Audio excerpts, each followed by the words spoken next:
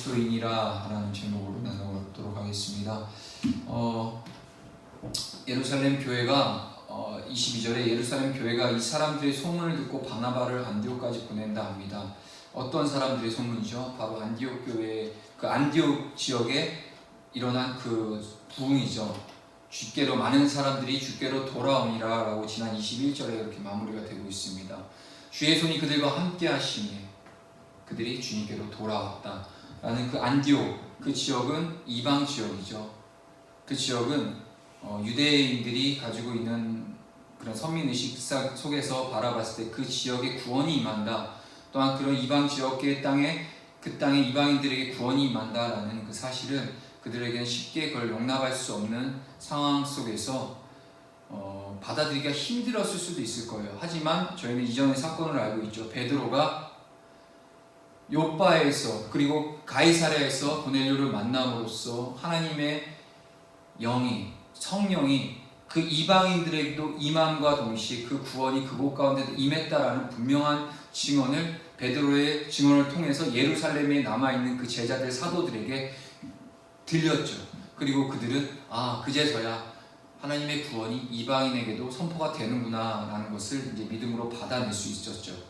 그리고 나서 2차적으로 오늘은 이제 바나바, 그 안디옥에, 그 이방 지역 안디옥에 하나님의 성령이 충만한 은혜가 임했고, 많은 사람들이, 안디옥에 있는 지역에 있는 많은 사람들이 주께로 돌아왔다는 소문을 듣게 됩니다. 그 안디옥의 그 부흥을 이끌었던, 복음을 전했던 주역들을 우리가 지난주에 기억할 수 있죠. 구레네 지방에, 그리고 구브로 지방에 그들이었습니다. 자, 이방 세계 최초의 이방인 교회였던 그 안디옥 교회의 출현은요, 2000년의 그 기독교 역사에 큰 획을 긋는 획기적인 사건이었습니다. 그러나 안디옥 교회가 그 기독교 역사에서 그토록 큰 비중을 차지한다고 해서 그 교회가 이미 잘 알려진 사도들에 의해서 세워진 것은 아니었습니다. 사도들은 다 어디 있죠? 다 예루살렘에 있죠. 예루살렘 교회에 있죠. 놀랍게도 그 안디옥 교회를 태동시킨 사람들은요, 누구였냐? 바로 지중해 섬 구브로와 당시 그 북아프리카의 항구 도시였던 구레네에서 온, 자신들의 이름조차도 알려지고 전혀 드러나지 않는 그 몇 사람의 그리스도인들로 인함으로써 안디옥이 부흥하기 시작했죠. 저희는 지난 시간을 기억합니다. 단지 성경 기자, 이 사도행전의 기자 누가는요, 그 안디옥의 2000년 기독교 역사 가운데 정말 획을 긋던, 한 획을 긋은 만큼 엄청난 사건과, 그리고 이제 장차 보겠지만 안디옥 교회가 하는 일들이 엄청나요. 제 생각에는 예루살렘 교회보다 더 큰 일들을 안디옥 교회가 행해 나가죠. 그 안디옥 교회의 출발선상에서 어떤 자들의 헌신이 있었죠? 바로 구브로와 구레네 사람들, 그 몇 사람들이라고만 표현되어 있는 그들의 헌신을 통하여서 그 안디옥 기독교 내에, 안디옥 그 지역 내에 그리스도의 그 부흥이 선포되죠. 그들을 변변한 이름조차도 기록해 놓지 않았어요. 누가는요, 이 사도행전 저자의 누가 이만큼 중요한 안디옥 교회의 중요한 아주 역할을 감당하는 이 교회의 그 태동과 함께 그것들 태동을 할 수 있었던 그런 전환점이 됐었던 그 구브로와 구레네 그 사람들의 이름조차도 언급하지 않았어요. 왜였을까요? 그들의 이름을 몰라서였을까요? 아니죠. 분명히 알고 있었을 거예요. 그들이 누구였는지를 이 누가는 알고 있었어요. 왜냐? 누가는요, 사도 바울과 함께 이 사도행전의 이 시기적인 이 사도행전이 기록된 그 당시에 실존하는 인물이 바로 누가였기 때문이에요. 한참 후에 누가가 쓰인 것도 아니었고요. 사도행전을 기록하는 게 바로 그 시대적인 그 역사적 산 증인이 바로 누가였어요. 그래서 안디옥 교회가 생성되는 상황도 분명히 알고 있었고요. 예루살렘 교회가 태동하는 그 상황도 모두 다 알고 있었던 게 바로 누가였어요. 실존했던 실존 인물이었다는 거죠. 그렇기 때문에 구브로 사람이 누구였고 구레네 사람 누구였는지 이 누가가 모를 리가 없어요. 근데 의도적으로 그들의 이름을 남겨놓지 않았어요. 단지 몇 사람, 수식어 하나만을 기록해 놓고 있다는 거죠. 이 가운데서 우리는 겸손한 자세를 볼 수 있다는 거예요. 이 시대 자기의 이름이 높아지기를 원하고, 성경 기자 가운데 성경의 그 엄청난 그 생명의 말씀이 담긴 성경에 자기 이름의 그 한자가 올라가는 게 얼마나 감사하고 위대한 일임을 분명히 알고 있을 거예요. 하지만 구브로 사람과 이 구레네 사람들은 자신들의 어떠한 모습들이 자신들의 모습 속에서 자신의 영광을 원치 않으셨을 거예요. 바로 하나님께서 하신 일, 성령께서 하신 일이라는 것을 훨씬 더 강조하고 싶었겠죠. 그렇기 때문에 누가는요 그들의 이름을 남겨놓지 않습니다. 자, 어찌됐든 그 이름 하나 전혀 드러나지 않는 그 몇 사람의 그리스도인들로 인해서 안디옥 교회가 형성이 되죠. 그들은 하나님의 영광을 위하여 스스로 자신을 가리는 무명의 존재들이었습니다. 그러나 그들에 의해 태동된 그 안디옥 교회는 생명이 넘치는 교회였어요. 안디옥 교회로 인해 수많은 안디옥 사람들이 이 나사렛 예수 그리스도를 구주로 영접하는 생명의 역사가 일어난 것이었기 때문입니다. 오늘 본문 22절을 다시 한번 보도록 하겠습니다. 예루살렘 교회가 이 사람들의 소문을 듣고 바나바를 안디옥까지 보내니, 이 이방 세계에서 생명의 역사를 일으키는 안디옥 교회의 소문은요 마침내 예루살렘 교회까지 그 480여 킬로미터나 떨어진 예루살렘 교회까지 그 소문이 전해지기 시작했습니다. 그때까지만 해도 그 유대 그리스도인으로 구성되어 있던 그 예루살렘에 있는 그 교회는 할례받지 않은 이방인을 위한 교회가 이방 세계에 세워졌다는 사실에 대하여 이의를 제기하거나 비난하지 않았다라는 거예요. 그들은 가이사라의 이방인 고넬료 일행에게 복음을 전하고 세례까지 베푼 그 베드로를 통해서 그 주님의 구원이 할례받지 않은 이 안디옥 이방인도 포함하고 있다는 사실을 이 예루살렘 교회의 지도자들이 이미 알고 있었던 거죠. 그리고 예루살렘 교회는 지체 없이 그 소식을 듣자마자 바나바를 안디옥 교회의 목회자로 파송시킵니다. 23절, 그가 이를 하나님의 은혜를 보고 기뻐하여 모든 사람에게 굳건한 마음으로 주와 함께 머물러 있으라 권하니. 자, 하반절을 좀 집중해서 보려고요. 모든 사람에게 굳건한 마음으로 주와 함께 머물러 있으라 권했다고 합니다. 안디옥에 이른 그 바나바는요, 하나님께서 안디옥 안에 있는 이방인에게 베푸신 그 구원의 은혜에 감격하게 됩니다. 직접 목도하게 된 거죠. 감격하면서 그 안디옥 교회 교인들에게 어떻게 얘기하죠? 방금 읽었던 23절, 굳건한 마음으로 주와 함께 머물러 있으라고 그 바나바는 안디옥 교회 교인들에게 권면합니다. 그 헬라어 원문에는요, 이 굳건한 마음으로 주와 함께 머물러 있으라라고 표현되어 있는 원문, 헬라어 원문에는 우리말 권하다로 번역되어 있는 그 단어 파라칼레오라는 단어의 그 시제가 미완료형으로 기록되어 있어요. 미완료. 이건 뭘 얘기를 하냐? 헬라어 문법상에 미완료형으로 기록되어 있다는 것은 곧 반복과 계속되는 동작을 의미해요. 그러니까 완료되지 않았다. 이거는 단순히 미완료했다는 차원이 아니라 반복과 함께 계속이라는 동작을 의미한다는 거예요. 즉 바나바는요 안디옥 교회 교인들에게 너희들 그 굳건한 마음으로 주와 함께 머물러 있으라 라고 권한 것이 한 번만 권한 것이 아니라 기회가 있을 때마다 그 권면을 계속적으로 반복했다라는 얘기예요. 왜 그랬습니까? 그건 굳건한 마음으로 주님과 함께 머물러 있는 것이 곧 믿음이기 때문이에요. 굳건한 마음으로 주님과 함께 머물러 있지 않고는 참된 신앙인이 될 수 없기 때문에 이 안디옥 교회 목회자로 파송을 받은 이 바나바는 그 안디옥 교회 교인들에게 매일매일 날마다 시시때때로 상관없이 너희들은 굳건한 마음으로 주님과 함께 늘 머물러 있어야 한다는 권면을 계속해서 전했다는 겁니다. 왜? 그것이 바로 믿음이기 때문이에요. 하나님과 함께 굳건한 마음을 지킨 채 하나님과 함께 동행한다는 것이 바로 믿음의 실체이기 때문이에요. 그만큼 중요하기 때문에 바나바는 안디옥 교인들에게 계속해서 이러한 굳건한 마음을 강조하고 주님과 함께 동행하라는 말을 강조했다는 거죠. 24절 가볼게요. 바나바는 착한 사람이요 성령과 믿음이 충만한 사람이라 이에 큰 무리가 주께 더하여지더라. 바나바가 안디옥 교회의 목회자가 되면서 더 많은 사람들이 교회를 찾아오게 됩니다. 그들은 모두 바나바가 권면한 대로 굳건한 마음으로 주님과 함께 머물러 있기 원하는 사람들이었겠죠. 굳건한 마음으로 주님께 붙어 있으라는 그 본문의 말씀을 이 사도 바울의 용어로 한번 표현해 볼게요.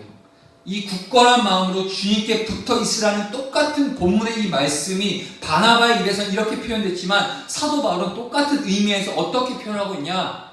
바로 주님 안에 있는 것.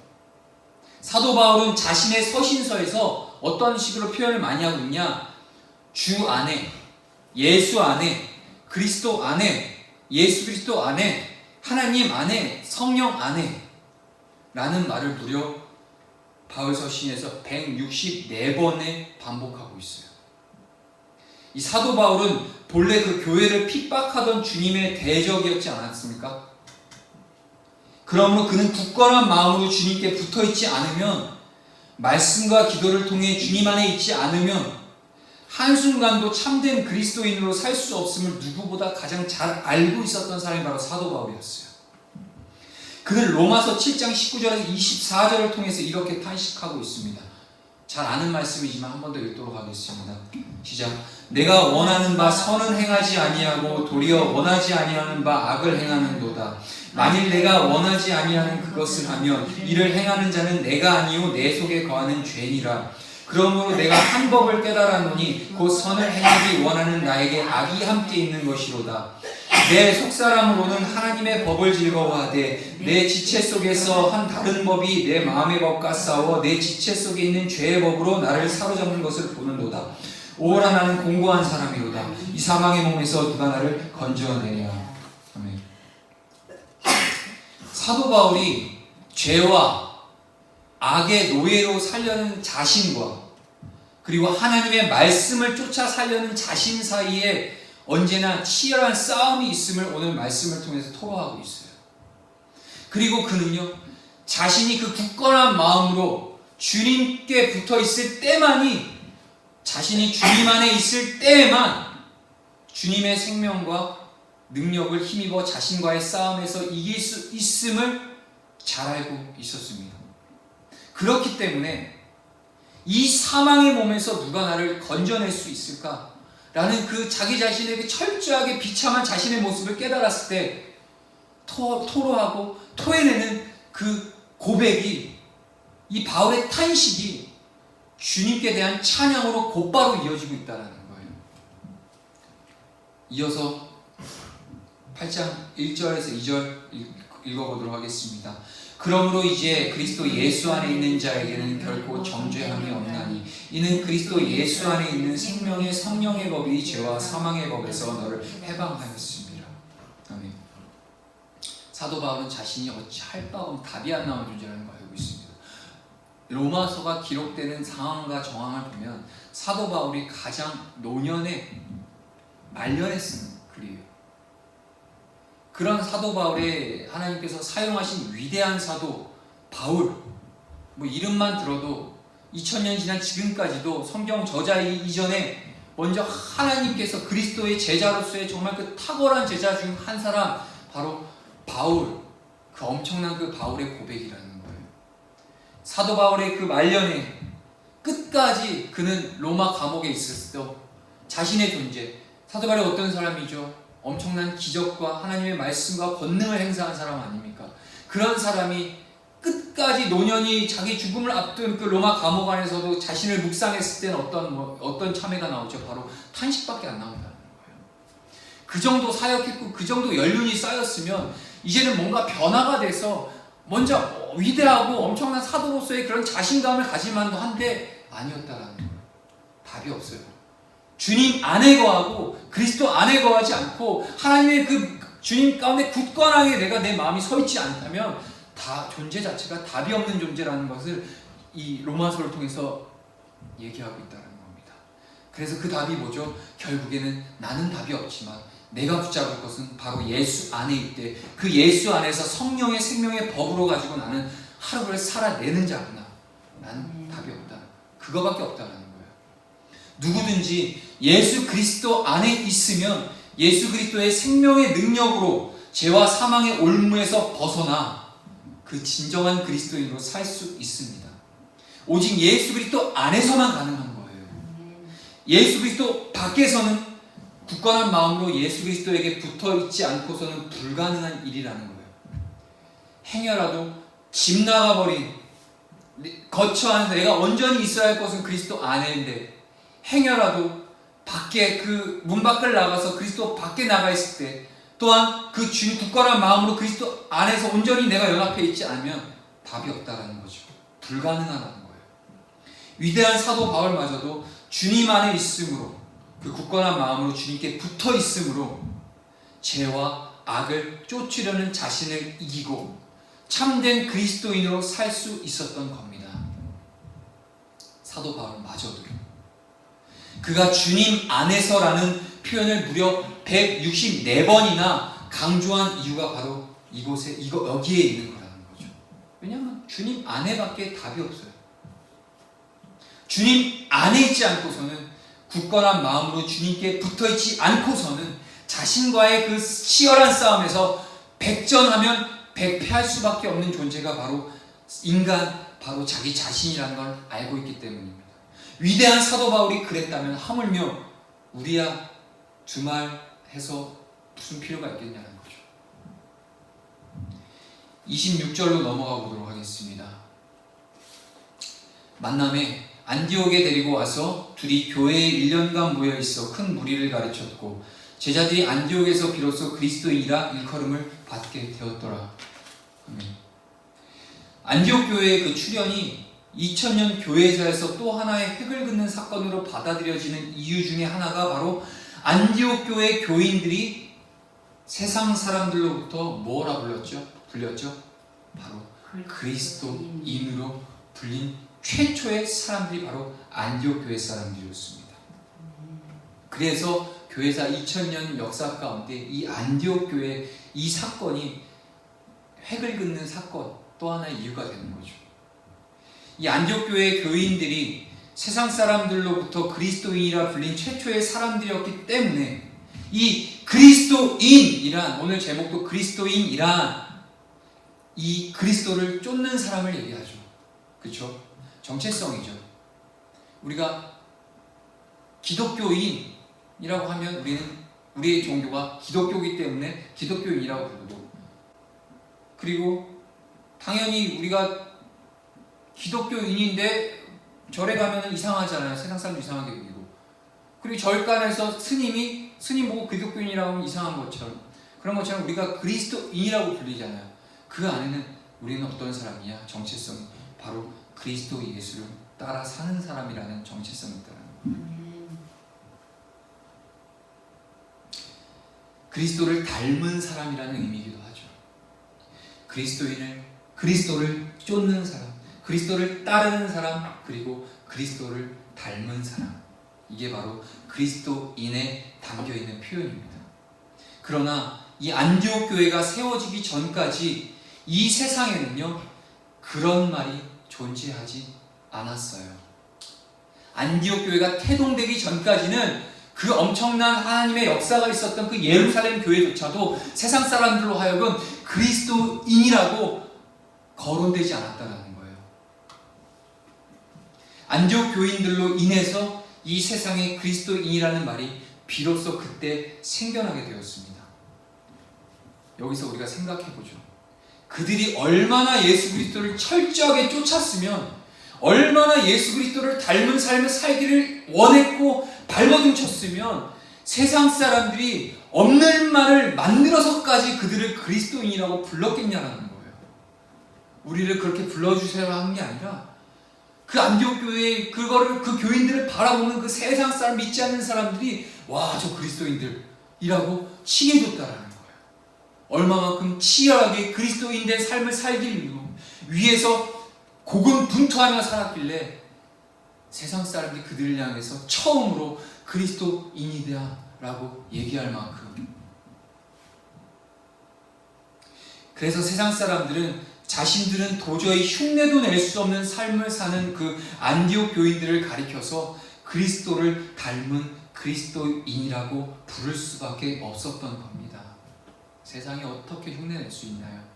그리스도의 그 신실한 사랑에 붙잡혀서 죽어마땅한 우리를 하나님의 자녀로 삼아주시고 이제는 예수 그리스도를 따르는 제자로서 우리를 불러주신 그 감격이 우리는 알잖아요. 하지만 세상 사람들이 그 감격을 알 수 있을까요? 모르죠. 모름에도 불구하고 그들은 그리스도인으로서의 정체성이 담긴 그 그리스도인이라는 말을 그 안디옥 교인들에게 할 수 있었다. 그만큼 그 안디옥 교인들의 한 사람 한 사람의 삶을 통해서 그리스도가 누구였는지, 그리스도가 누구인지, 그리스도인이라는 게 어떤 자들인지가 분명히 드러났다는 겁니다. 저자가 누구지? 저자? 그리스도인이야. 그럼 저자는 누군데? 저자도 그리스도인이야. 그냥 자동적으로 튀어나오는 말이 바로 그리스도인. 오늘 한글 성경에는 번역이 빠져 있어요. 하지만 그 헬라어 원문 거기에는요 24절 24절 한번 읽어보고 나갈게요. 제가 읽겠습니다. 바나바는 착한 사람이요 성령과 믿음이 충만한 사람이라 이에 큰 무리가 주께 더하여지더라. 아멘.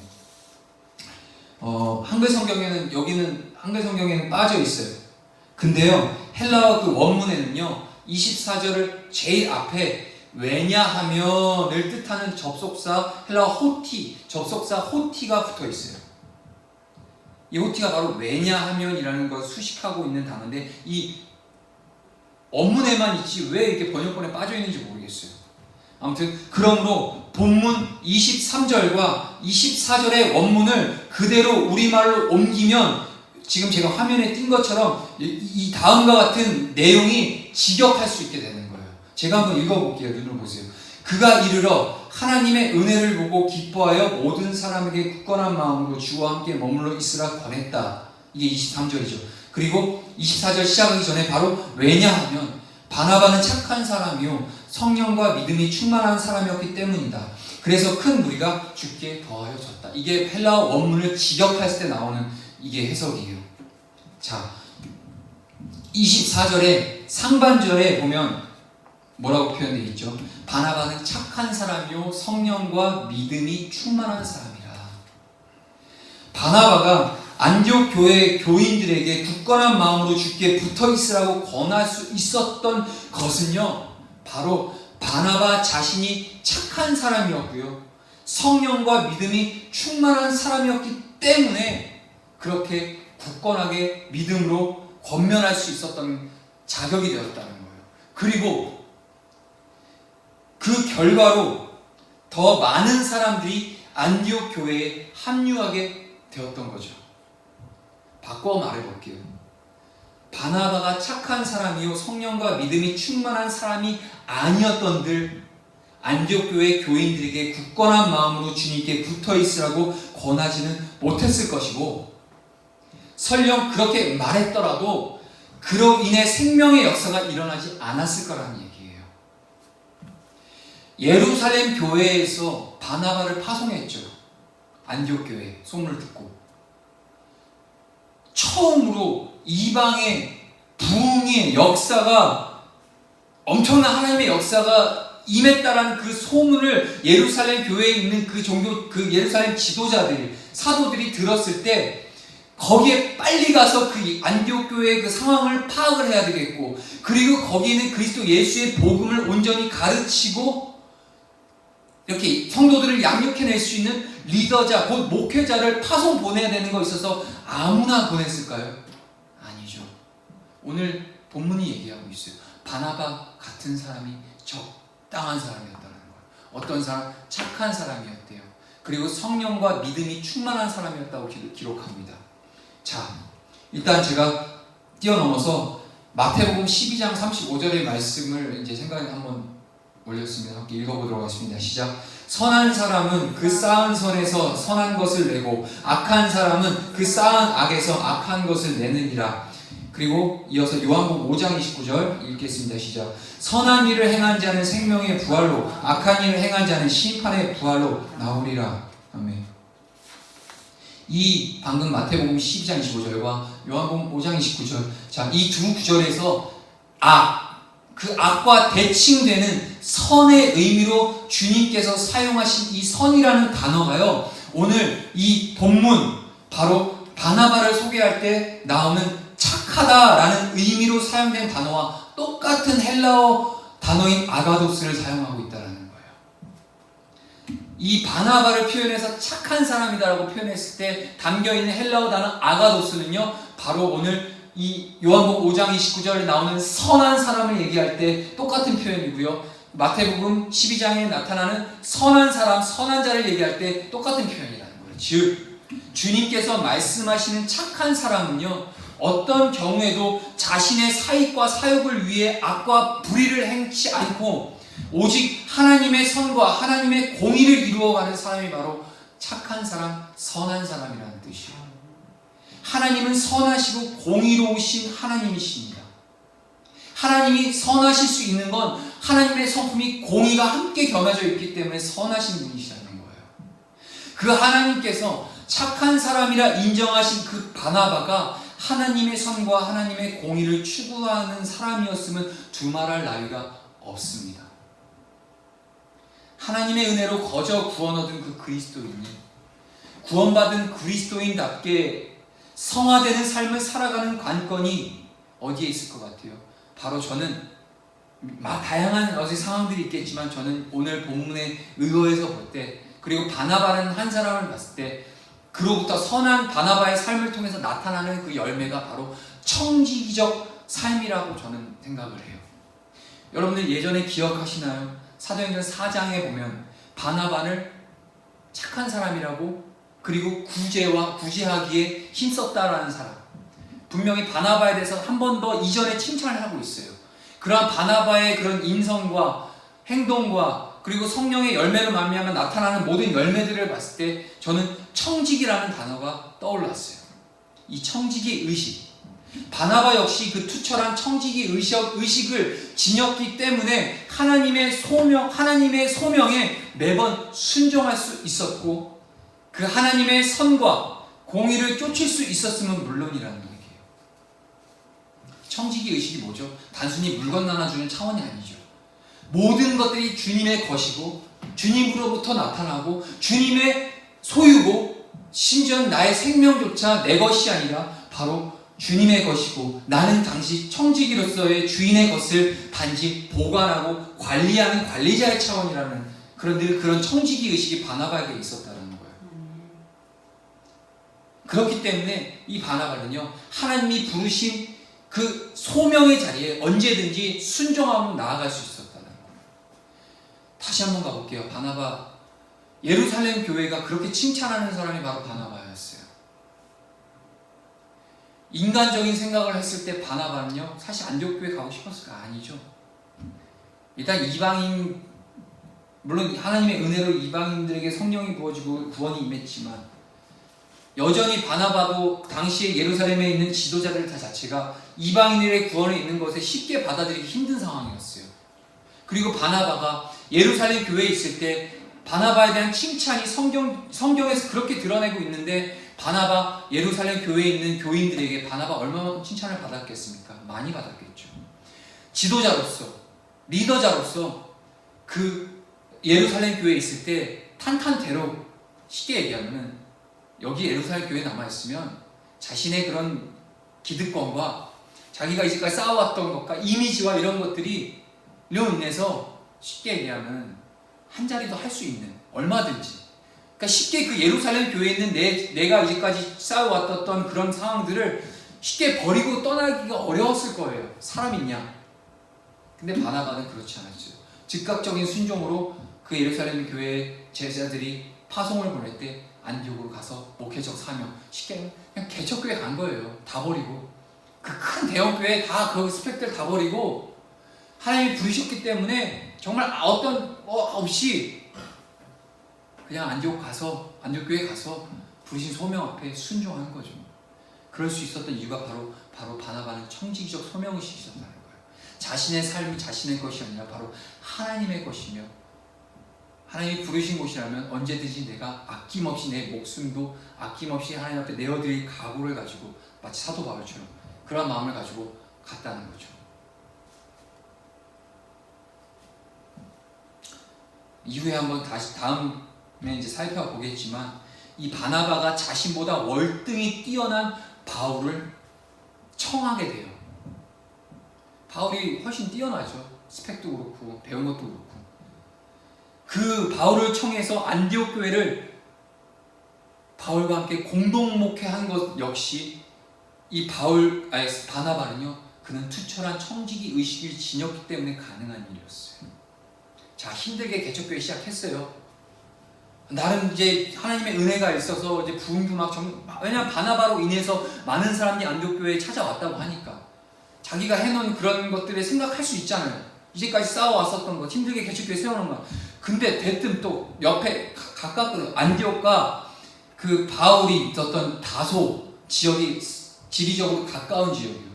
근데 거기에 바울이 있다는 걸 알게 됐어요. 알고 나서 바로 나 혼자 여기서 담임 목회하는 게 아니라 바울에게 찾아가서 우리 함께 동행합시다 하면서 공동 목회자로서 초빙을 한다는 거예요. 이게 쉬운 결정 아니죠. 그것도 세상의 관점으로 보면 바울이 훨씬 뛰어나죠. 스펙이. 어떻게 보면은 자기 그런 바울 앞에 지극히 작아질 수도 있는 상황 앞에서 바나바는 그게 중요한 게 아니었어요. 이 자기에게 맡겨진 안디옥 교회 교인들이 영적으로 성장하는 게 먼저였고요. 하나님의 뜻대로 주님 안에 마음이 굳건히 있어서 하나님과 동행하는 게 먼저였어요. 그러기 위해서는 자기 한 사람의 역량이 좀 부족했다는 거예요. 그래서 바울을 초빙을 해서 함께 동역을 이뤄나가는 그런 선한 모습을 우리는 바나바를 통해서 볼 수 있습니다. 자신의 그 기득권보다 중요하게 여기지 않았어요. 이 목사직을 이용하여서 자신의 사익과 사욕을 쫓는 만약에 그런 사람이 바나바였다면 그는 자신보다 월등히 뛰어난 바울을 안디옥 교회로 불러내서 그 세계의 역사를 새롭게 하시는 하나님의 뜻을 이루어드리는 착한 사람이 되지는 못했을 겁니다. 마무리를 할게요. 우리는 구원받은 그리스도인이지만 구원받은 그리스도인이라고 해서 모두 다 하나님의 신뢰받는 도구가 되는 것은 아닙니다. 구원받은 그리스도인들 중에서 투철한 이 바나바처럼 청지기 의식으로 하나님의 소명에 순종하면서 불의한 악과 불의에 맞서서 그 하나님의 선과 하나님의 공의를 행하는 사람만이 바나바처럼 하나님의 도구로 쓰임받는 착한 사람이 될 수 있다는 거예요. 그렇다면 우리가 어떻게 이 투철한 청지기 의식을 지닌 착한 사람으로 살 수 있겠냐라는 의문이 드는 거죠. 물음이 던져지죠. 우리는 이미 그 해답을 알고 있어요. 굳건한 마음으로 주님께 붙어 있으면 그 주님의 생명과 능력을 힘입어서 성령과 믿음이 충만한 사람, 곧 투철한 청지기 의식을 지닌 바나바와 같은 착한 선한 사람이 될 수 있다는 거예요. 결론은 다시 처음으로 들어가는 거예요. 주님께 굳건하게 주님께 붙어 있어야 된다는 거죠. 그리스도 안에서, 주님 안에서, 예수 안에서, 예수 그리스도 안에서만이 답이 있다는 겁니다. 주님께 붙어있는 그 사람은 스스로 자기 인생의 주인이 되는 것은 단 한 번뿐인 자신의 인생을 물거품처럼 허망하게 날려버리는 어리석은 짓이고, 하나님의 청지기가 되어서 하나님을 자기 인생의 주인으로 모시고 사는 것만이 자신을 영원히 살리는 유일한 길이라는 사실을 아는 자들이 바로 참된 그리스도인입니다. 네, 마무리하겠습니다.